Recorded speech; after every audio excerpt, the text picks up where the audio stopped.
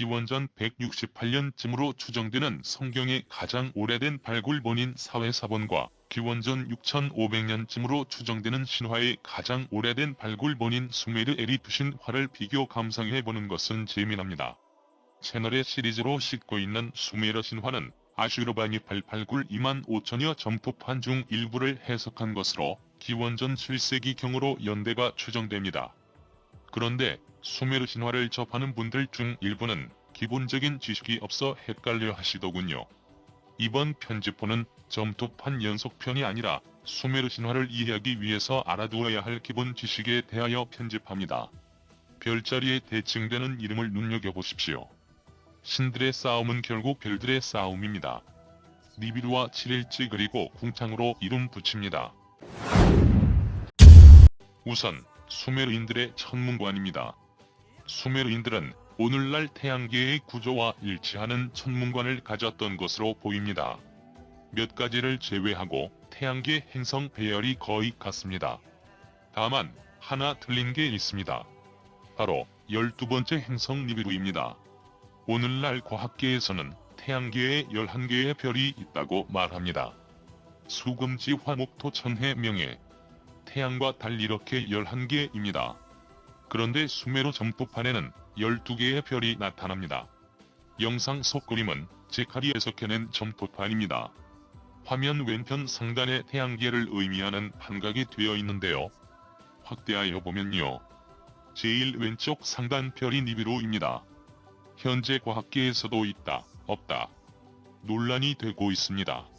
수메르 점토판 창세기의 기록은 화성과 목성 사이에 위치해 있던 티아맛이란 행성이 니비루와 충돌해 부서져 큰 조각은 현재의 지구 위치로 궤도가 형성되어 지구가 되었고, 나머지 수만 개의 작은 조각들은 수성, 금성, 지구, 화성을 지칭하는 내행성 둘레의 소행성 벨트를 형성하였으며 해성들도 형성된 것처럼 기록합니다. 티아맛보다 4배 이상 큰 니비루에게도 큰 변화가 옵니다.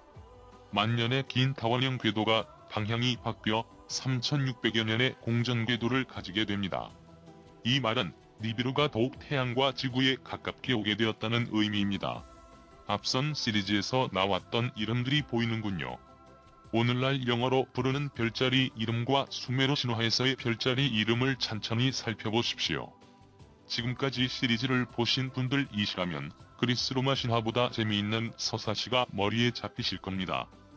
두 번째로 7일이 가지는 의미입니다. 가장 오랜 전 성경 발굴본인 BC 168년 경사회 4본 이전 BC 65,000년경 수메르 신화의 같은 형태의 창세기가 등장한다고 전해드렸는데요. 천지창조 7일째 안식을 가지는 부분에 대한 수메르 신화 소견기의 기록을 살펴봅니다. 위험한 여행을 우리는 해왔노라. 니비루에서 7번째 행성까지 위험한 길을 우리는 횡단하였노라. 지구에서 성공을 이루었노라. 많은 선함을 얻었노라. 거주지를 우리는 만들었노라. 오늘 7일째는 안식일로 하나니 앞으로 7일째는 항상 쉬도록 할 것이노라. 왜 하필이면 7일째였을까요? 수금지 화목토 천해 명 그리고 니비루 이렇게 12개의 행성이 있었죠. 니비루에서 출발하여 거꾸로 세워보면 7번째 행성이 지구가 됩니다.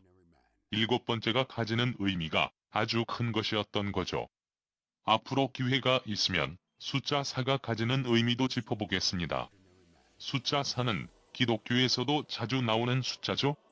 수메르 신화에서 이미 4라는 숫자는 많이 나옵니다. 세 번창 퍼머먼트가 가지는 의미입니다. 창세기에 이런 구절이 있습니다. 하나님이 궁창을 만드사 궁창 아래의 물과 궁창 위의 물로 나뉘게 하시니 그대로 되니라. 창세기 1장 7절. 기독교인들마저도 저 기절은 어려워합니다. 궁창이 하늘인 것은 알겠는데 궁창 위의 물은 뭐지? 이러죠. 신화에서 살펴보죠. 아담은 창세기 이전 창조되었다 편에서 다룬 바 있는데요. 수메르 신화의 후대 바벨로니아 신화 에누마엘리스에서 마르둑과 티아맛의 싸움이 나옵니다. 후대 그리스 로마 신화에서 제우스 신족과 티탄 신족의 싸움과 같은 형태라고 말씀드린 바 있습니다. 이 장면에서 마르둑이 승리하여 티아맛의 몸을 가르는 장면이 나옵니다.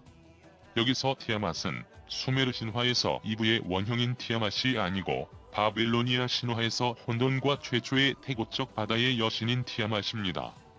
여하간 수메르 신화 속에서는 이런 구절로 기록합니다. 공창 위의 물은 공창 아래의 물로부터 나뉘어졌다. 이 부분은 티아맛 지구가 마르둑 리비드와 충돌로 나누어졌다로 해석해 보십시오. 물은 온통 우주로 날아가 버리고 우주력에 의하여 큰 원을 그린다면 궁창 위에 물이 있겠죠. 수메르 신화를 빌려간 것으로 추정되는 구약 속귀절이 이해가 될 듯합니다. 그런데 내행성과 외행성을 나누는 소행성 벨트에 엄청난 양의 물이 있다고 과학계에서 인정했다죠? 이게 리비드와 지구가 부딪힐 때 옮겨간 물일까요? 또 충돌 전 지구의 물은 다른 행성에서 옮겨온 걸까요? 수메르 점토판 할수록 음모론으로 빠져듭니다. 네 번째, 신들의 계보에 관한 것입니다. 메소포타미아 신화를 읽다 보면 신의 이름 때문에 막 헷갈립니다.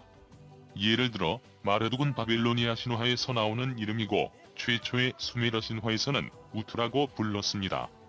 이게 아카드에서는 샤마시라고 불리기도 하죠.